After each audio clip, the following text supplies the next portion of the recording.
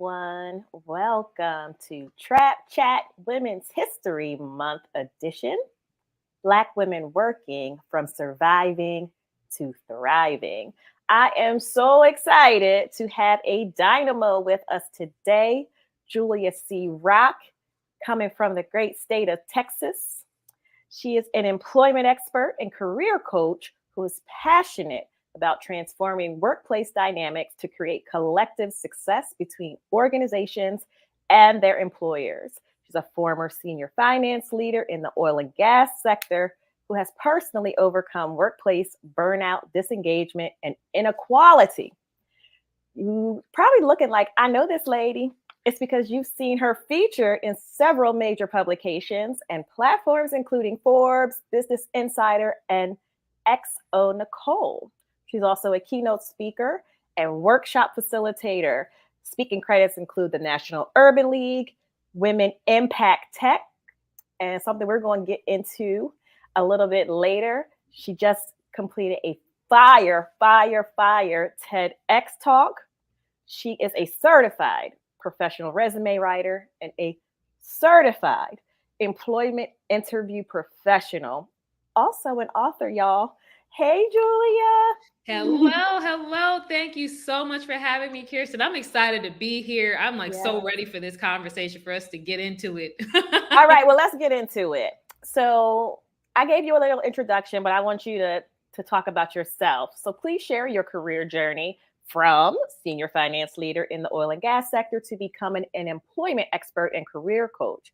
And I'd like you to include a pivotal moment or moments where you transitioned from merely surviving to thriving.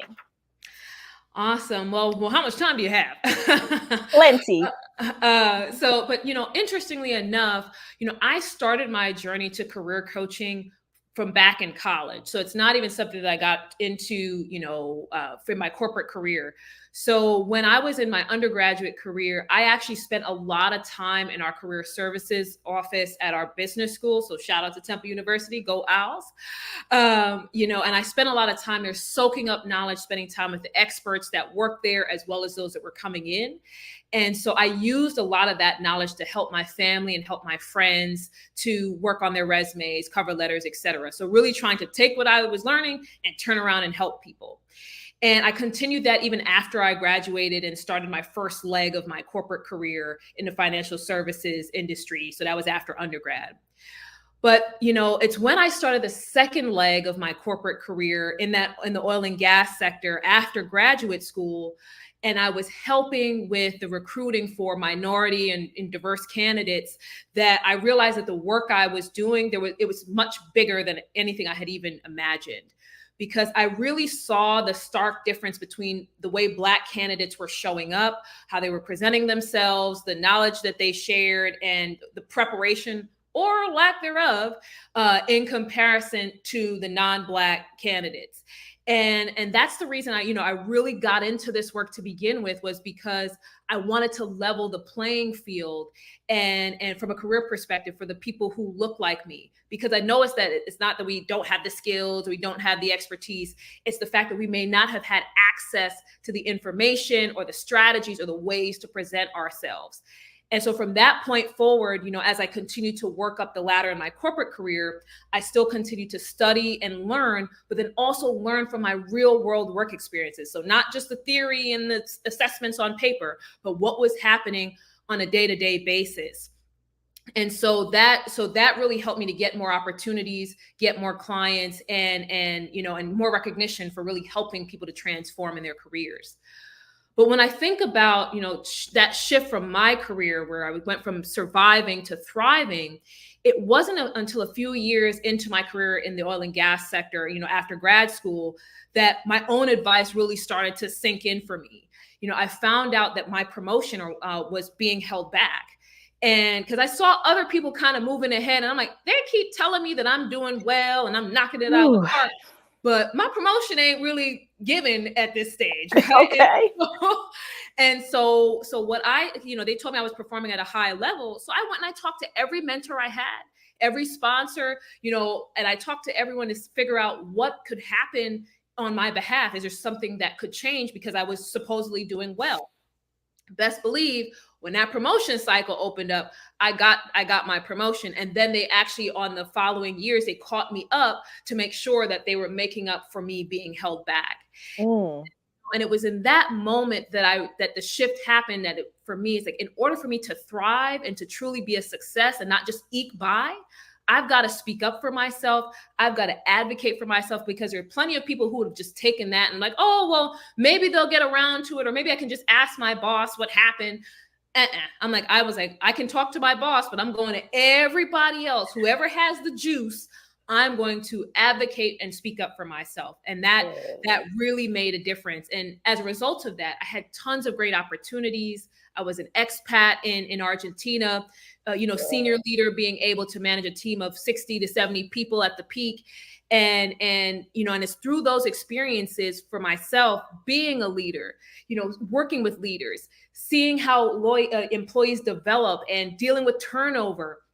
It's all of those things that have really helped me to get to where I am today. Because you can study anything on paper, but it's being on the ground that can really help you make a difference. Yeah. I wish you could, when we maybe later on, we'll talk more about your time in Argentina. Yeah. 'Cause I really enjoyed your Instagram while you were there, the clothes you were wearing and the food you were eating and the places you were going. I was like, this is exciting. All the rest of us are in the house because it was during the pandemic. And I was in the streets, in Argentina. You were outside. You were outside, the capital outside. Shifting just a little bit, because I want to talk about your TEDx talk. And as I mentioned in the introduction, it is about employee burnout or workplace burnout. I'd like to say that I wasn't shocked. I mean, I wasn't shocked to see the number, but I was shocked that it was so high. Over 80% of Black women report that they have experienced workplace burnout. Mm-hmm. How did your experiences with workplace burnout, disengagement, and inequality shape your approach to coaching and empowering others? And then how important is it that more women follow your lead and discuss these issues openly, similarly to what you did in your TEDx talk? Man, what I'll say is that the biggest change for me was realizing that I was enough without the title or the accolades. So many of us were working ourselves to death, taking up and dealing with a whole lot of foolishness at work, because it's our titles that make us legit. It's the companies that we work for that we allow to define us. It's that big body 6-figure paycheck that cements who we are and how we feel about ourselves. And it wasn't until I broke all the way down and I was being kind of burdened and beaten down at work, harassed, mistreated, that I had to realize my own worth and my own value and my impact were not tied to that damn job, that I was enough by myself. And to that point, I had let all the shiny things, really kind of cloud my judgment. And again, allowed myself to deal with certain things because it's like, hey, I have made it to this level. I'm being respected and and all this praise I've received in the past has kind of built me up. And I tied my identity and my worth to that. And it wasn't until I realized and I got broken down in order to overcome, I had to realize I was enough without that. I was worthy and I had purpose. And I want to say that I know that there's a lot for organizations to do and leadership and culture, company culture and all the things. But in order to save my own life at that time, I had to focus on what I could control right then. I couldn't wait for the Julia Rock who's helping companies now. I couldn't wait for her to come in. I had to do what I needed to do to save my own life. And so that has really helped me in the conversations I'm having with employees and Black women, especially when they're dealing with toxic organizations, because they need to understand that leaving that job, leaving that toxic workplace does not make you less than. You don't have to burn yourself out in order to feel like you're a team player or that you're a good employee. Choosing a different route than what you had studied in school doesn't mean that you're not going to deliver value in your career. And so for those who are listening, you are not your job. You are not your career. You are a whole person without any of that, without any of the titles or the accolades. You can and will achieve success no matter if you have to change gears. Yeah. And it's really important for us to share these stories because on the outside, everybody look like they live in their best life, right? We get in the 6-figure jobs. We got the Fortune 500 companies on our resume. We get in these sexy apartments and houses and we dangling the keys. We out here. Yes. But for so many of us, when you go behind the curtain, we are hurting, we are struggling, we are hanging on by a thread. Listen. So you know what I mean? We're hanging on by a thread. And just to take one more second here, I think about Dr. Bonnie Candia Bailey, who was the VP of Student Affairs at Lincoln University, who took her own life because of the bullying and mistreatment she experienced at work. And when I posted about that, I saw so many women in the comments saying, hey, that was me, whether it's the grace of God or a family member, I just quit, whatever it is. But there's so many of us that are going through that. So imagine if more of us were willing to share our stories, encourage one another to get out of these bad environments, letting each other know that, sister, I have got you. You are enough. You are not by yourself. How much more powerful would we be in the workplace, and how much more empowered we would feel to speak up for ourselves and not to take certain things, to not allow ourselves to be burnt out or stressed out or deal with inequality like that. Yeah, I'm going to have to skip ahead. I send you a list of questions, but my bad. This is no. I love when the conversation does this. It lets me know that I may not have organized it the right way, but I got the right ones on there.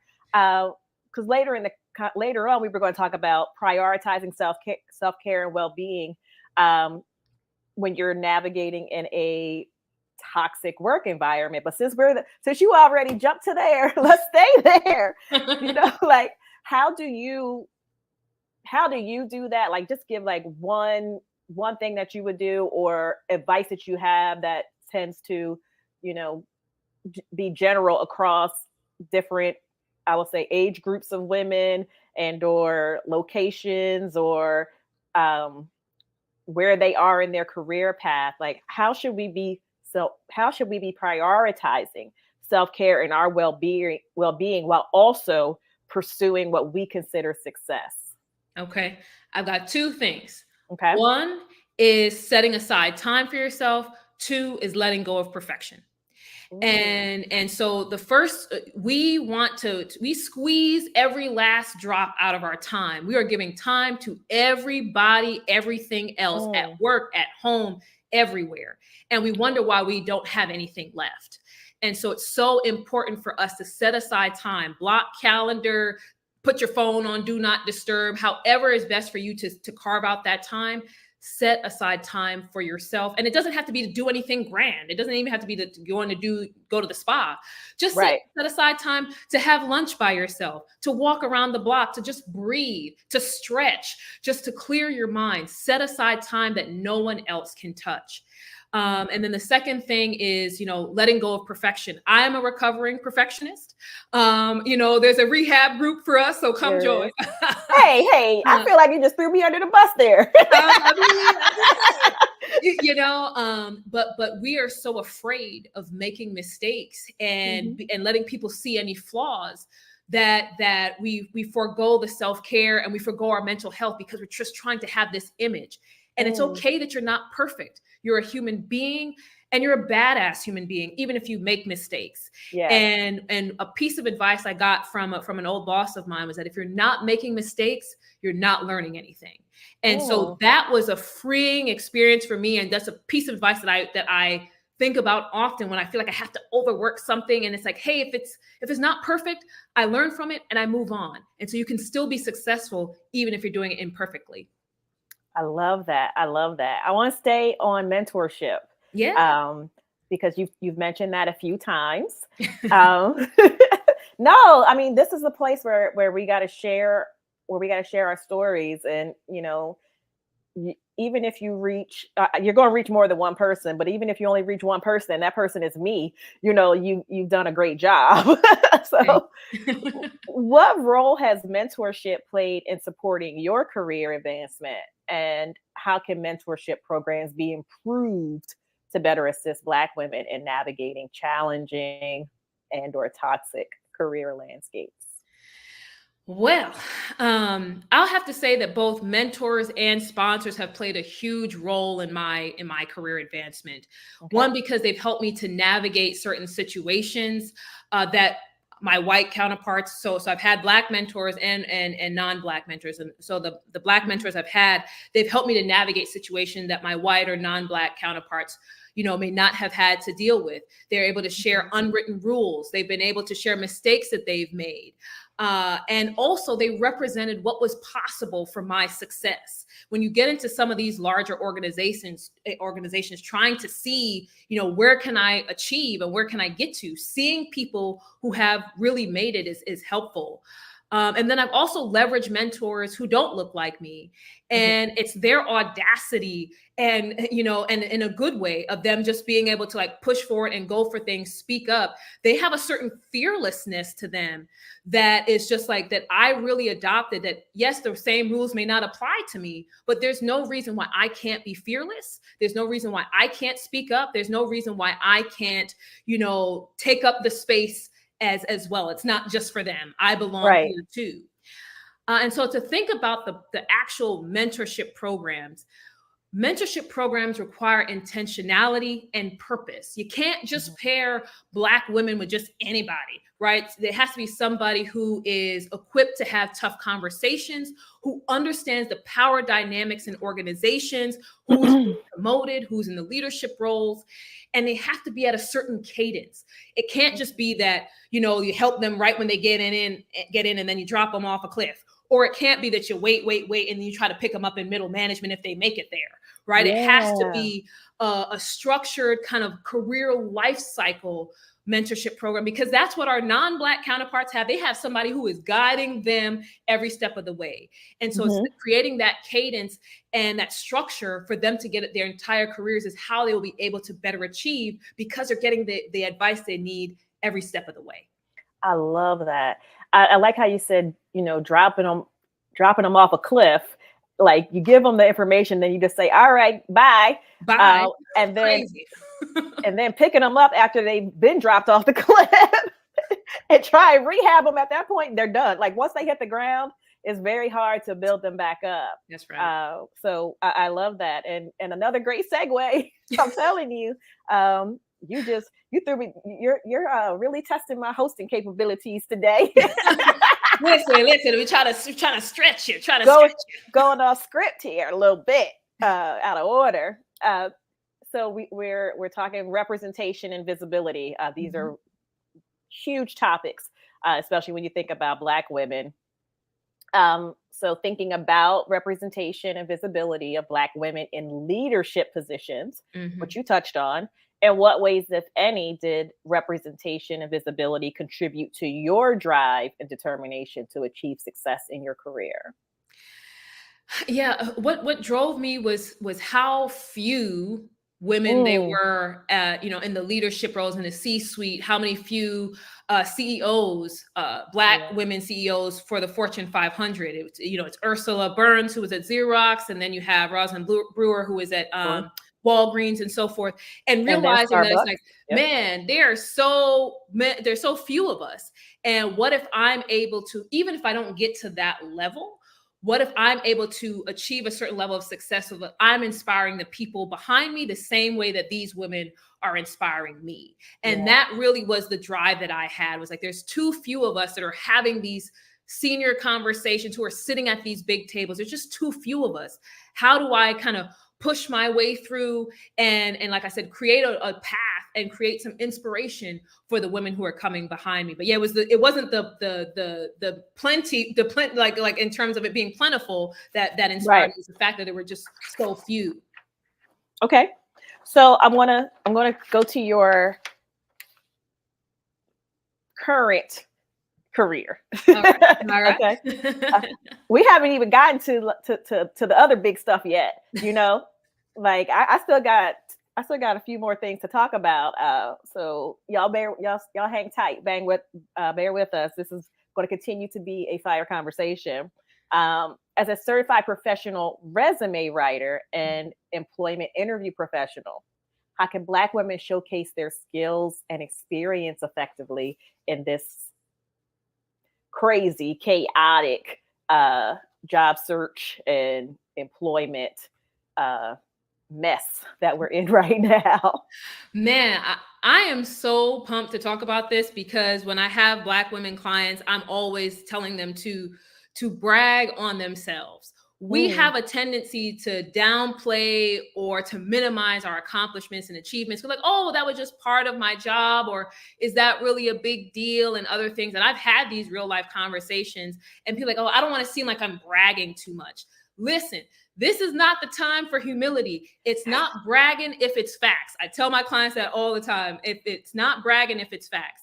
And okay. so being able to showcase your work, and highlighting quantifiable skills and or quantifiable achievements and contributions, the magnitude of your work, the scope of the budget you work with. So talk about that $500 million project you were leading, and Mm-hmm. how you saved that company 50% on their expenses. Say that stuff, showcase that stuff, showcase your certifications.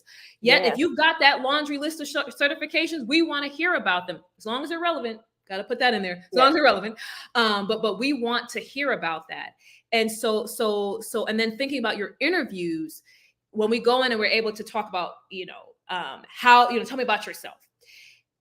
That's a space for you to, again, brag in a way that shows the value that you bring to the table, Mm-hmm. right? So what can this organization expect of you? And for so many Black women, we have made so many achievements that we haven't gotten recognized for.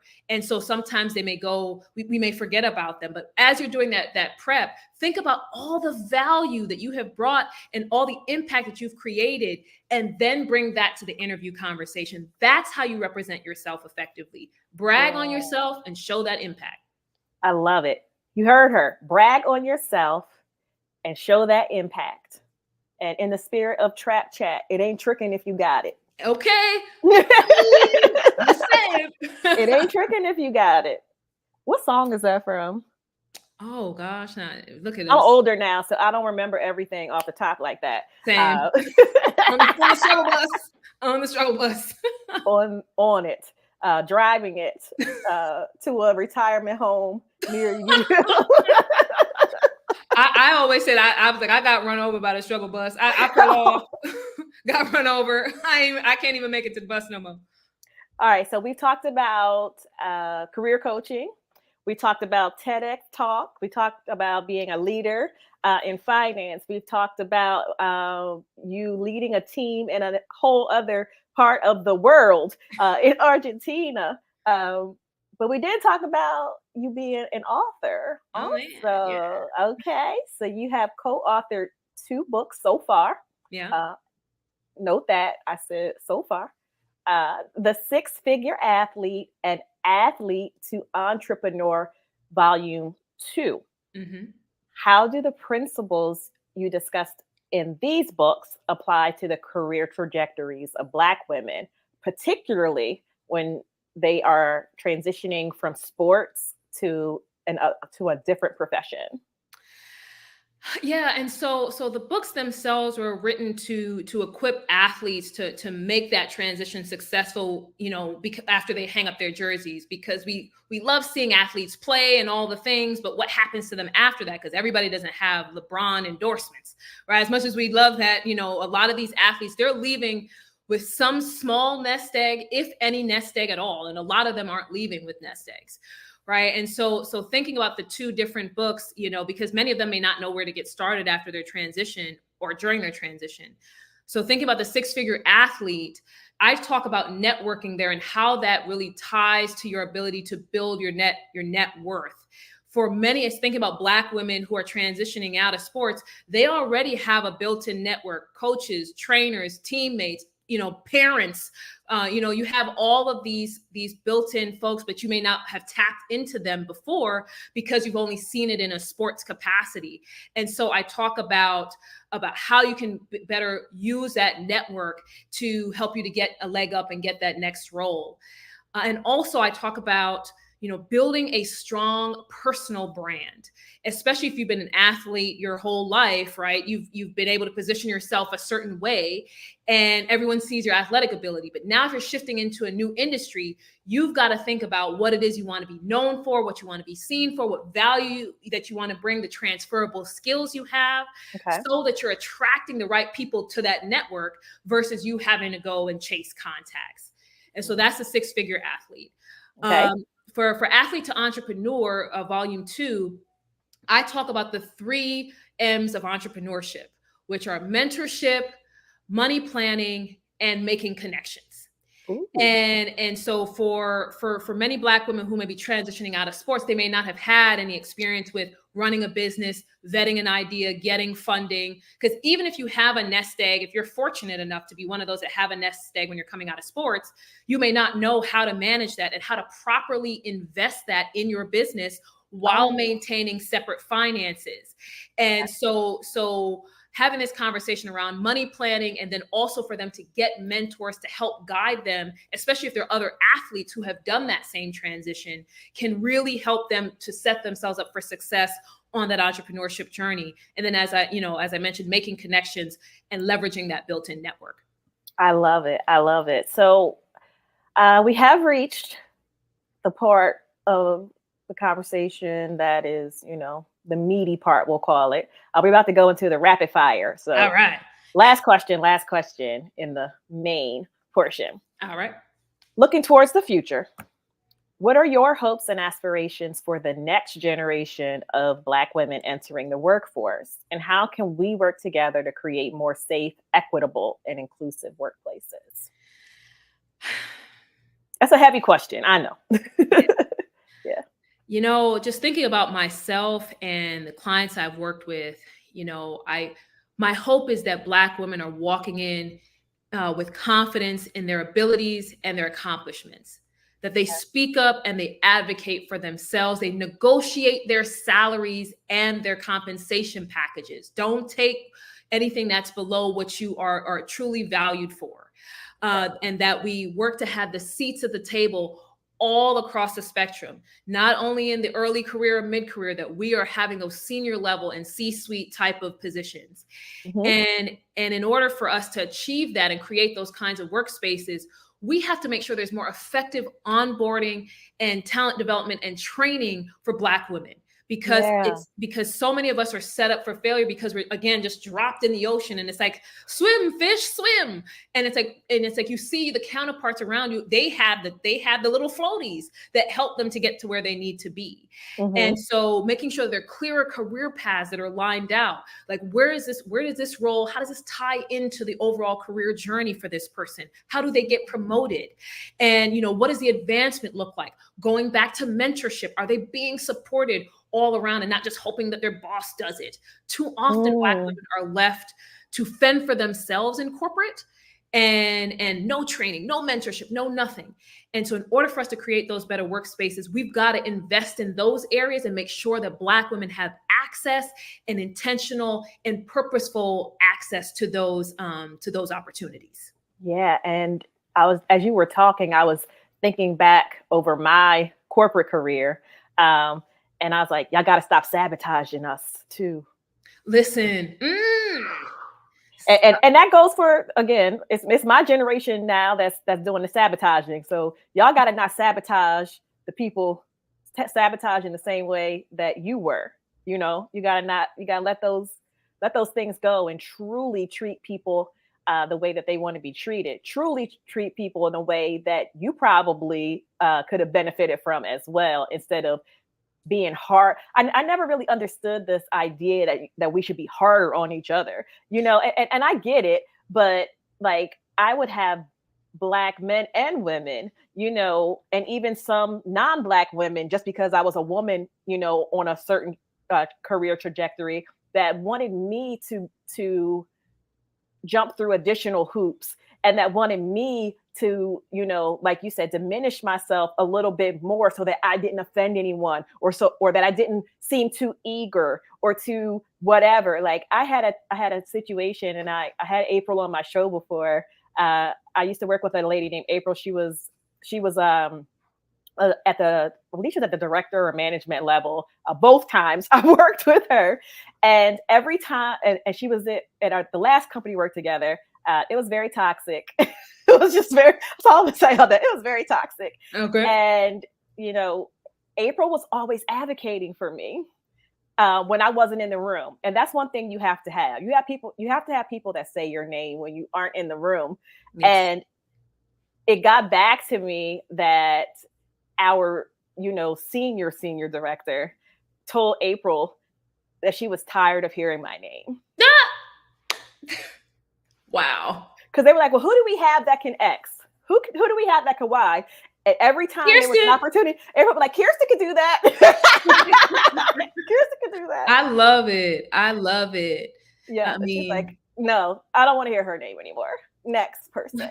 But to your point, a lot of times some of the older generation, they feel like if we, you have to grind it out yourself the way that we grinded it out. And meanwhile, other ethnic groups, they're pulling up everybody they can, whether or not they're good at their jobs. They're just pulling them along. They're like, listen, you rolling with me. I'm here, you coming. But for some reason, we feel like we have to gatekeep, or we have to test other Black people, or we have to make it as hard for them because they have to know the value and what they look, man, we need to get to a point where we're playing favorites too. We have to get to the point where we're opening up the doors and we're not trying to create obstacles. It's hard enough for us as it is. Yeah. We already ain't got no infrastructure for us.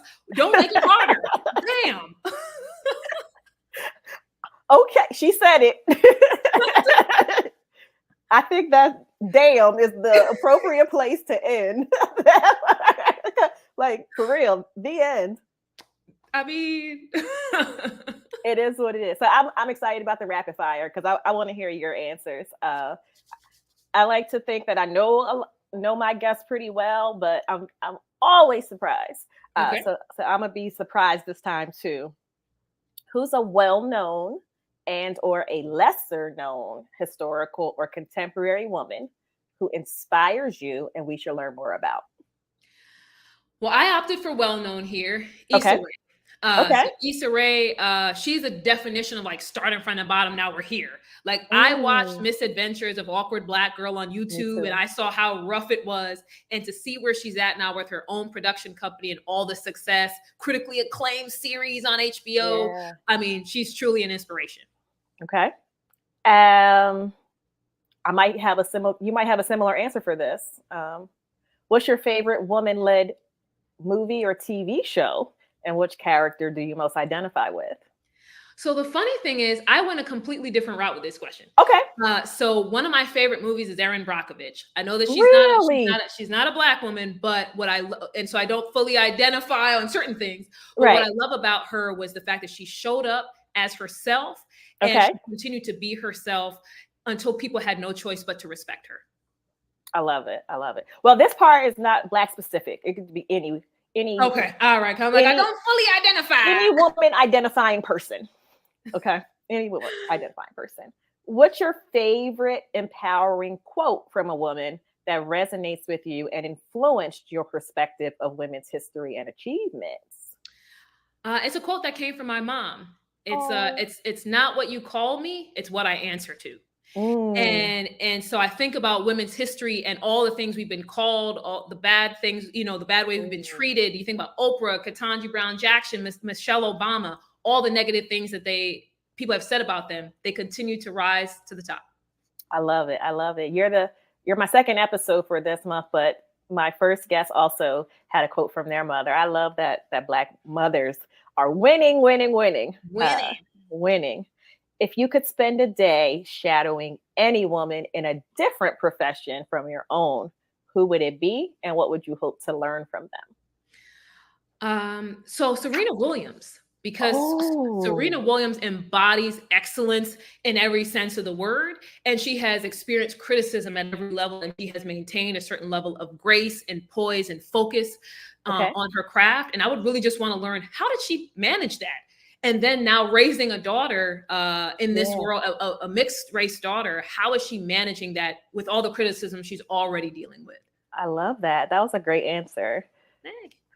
What's your guilty pleasure when it comes to indulging in women centered pop culture, whether it's reality TV, books, binge worthy series, a movie, self care, recreational activity, etc., etc.?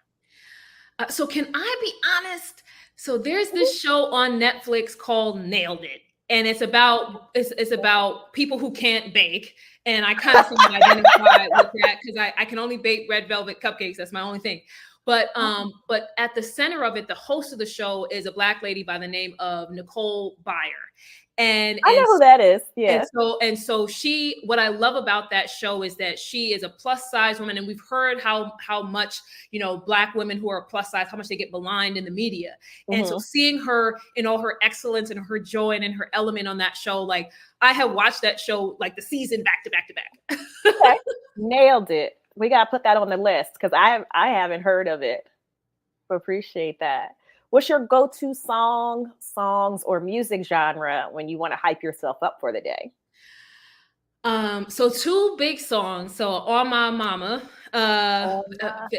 yeah, you know what I mean, Victoria Monet, and then Ape-ish, because I don't want to curse on the program, but Ape-ish by the Carters. So Beyonce, because like the beat from that song, like whether I'm running, whether I'm getting dressed for the day, I'm just like, you have that energy to just go out and conquer the day. Okay. I didn't tell you this, when we were backstage, but this is a rated R, as my Okay, grandmother would pronounce this show. But okay, because I was like, but can I say no, Ape shit on here? absolutely. Okay. I've had people say much Much more worse. risque things. I mean, that's the name of the song. It is what it is. Um, what's the best piece of career advice you received from another woman? In addition to the career advice that your mama gave you, because that could be career advice. It's not. It doesn't matter what they call you. What's what you answer to, but something else. The best advice I received was take up space because you belong here. Mm, I got that early in my career, in my oil and gas career. that's Take up awesome. space because you belong here. Show up to the events, show up to the happy hour, show up to the meetings. You belong Mhm. there. That you create your own space. Okay. And I live with that ever since then. Okay. This is where I put you on the spot Okay. and give you a timeline. When you write your book describing your career so far, what will the title be, and is it coming out in the second quarter of 2025? All right. So it would be the title. I'm still working on it, but advice from my parents, because my parents have given me a number of different pieces of advice that I can apply to different stages in my career. I love it. And the funny thing is, my book, I am trying to have it out by my birthday in 2025, May Oh, 25th, 2025. and that is the second quarter, right? Yeah. Second quarter, yes. Look So, at God talking to me look, to look, talk to look. you. Mhm. Still working on the title though, but it's gonna be That's centered okay. around advice from my What, parents. what did your mother say? It's not what they call it. It's what I institute. It's what's inside of it. There you go. Exactly. I just remixed it. All right. How should individuals and communities actively participate in amplifying the voices and visibility of Black women in the workplace during Women's History Month and beyond? Highlight their contributions. Speak up on behalf of a Black woman that you know is busting her ass. Like, Yes. speak up for her. Provide mentorship. If you don't see it happening, you step in, get someone involved. Promote Black women. It doesn't have Yeah. to just be Women's History Month. find out where Black women are. And even from a business perspective, there are women who have businesses out here. But if you can pour into them, maybe you can't promote them at work, but you can pour into them, you can amplify for them. And then also investing in women-owned businesses, as I mentioned, is just a huge thing because they're creating jobs as well. And so if you're able to invest in them, promote them, share their business with other people, they may be able to get capital, get grants, get funding. And so those are some of the ways, like, it doesn't just have to be Women's History Month. Make that an everyday exercise. I love it. And then our last question is, what are you most looking forward to this year? Whether it's a personal goal, project or initiative, a professional milestone, or an exciting opportunity. Man, one is the book. So that's out. So definitely working on that. I'm really excited about having that ready by next year. And then just walking into this next step of my journey, as you mentioned, I've left corporate, and now I'm kind of walking in the fullness of helping organizations and employees to find that collective success. And so I'm just excited about what that's going to mean and the impact that I can create from here. So I've got speaking engagements lined up and a number of different things. So I'm just excited about of all of that impact I'll hopefully be able to create. Okay, and where can people go to follow you? Yeah, so I'm super consistent. You can find me at the Julia Rock on all social media platforms, and you can find my company at Rock Career on all social media platforms. If you want to talk to me directly, you can reach me at hello@rockcareer.com. That is so awesome. You have given the audience so much, like so much awesome information. And I'm going to tell y'all, there's so much more you can learn. So make sure that you do go to rockcareer.com, go to her social media, go to YouTube and watch the TEDx talk, share it. Whether you are transitioning out of sports or not, pick up the books. There is valuable insight in those books for any person at any level of their career. And then, come back for the next Women's History Month episode and hear from another dynamic Black woman talking about moving from surviving to thriving in their career. Thank you, Julia. It has been a pleasure. I believe this is the first time I've been on this side of the mic talking to you. Yes. So this was awesome. Thank you for having me. Appreciate you. And we'll have to have you back, if not before, definitely when your next book comes out. Thank you so much. Thank you Thanks, again for having me everyone. here. See you next time.